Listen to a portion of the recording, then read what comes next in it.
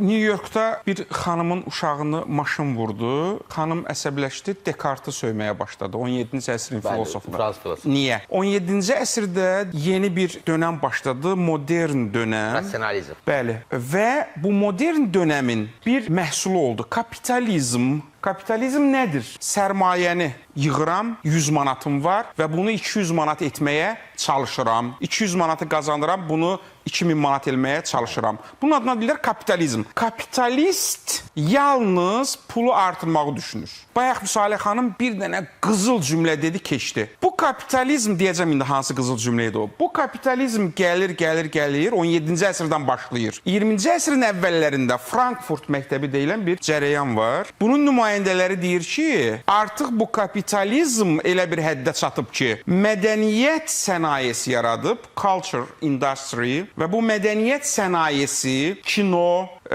konsert, nə bilim, müxtəlif əyləncə vasitələri, xüsusilə kino, bunlar kapitalı artırmağa yönəliblər. Başqa məqsədləri yoxdur. İndi siz baxın, insan görüb götürən varlıqdır.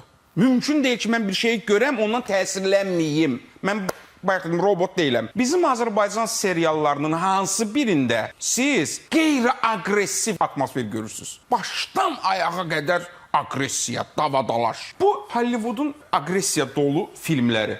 İndi sual, niyə görə aqressiya? Cavab. Psixoloqlar deyir ki, əzizim, bestseller romanlara baxın dünyada. Hansı birində xoşbəxt ailə modeli bu bestseller olur? Hamısı faciə janrında, bədbəxtlik üzərində yazılanlar bestseller olurlar. Niyə görə? Niyə görə? Çünki biz insan olaraq xoşbəxt atmosferə yox, faciəvi atmosferə daha çox diqqətimiz yönəlir. İndi ki, ora diqqətimiz çox yönəlir, ona görə kapitalistlər o məhsulu daha çox satırlar. Agresivləşməyin, Mahir bəy, agresivləşməyin. Yox, buyurun.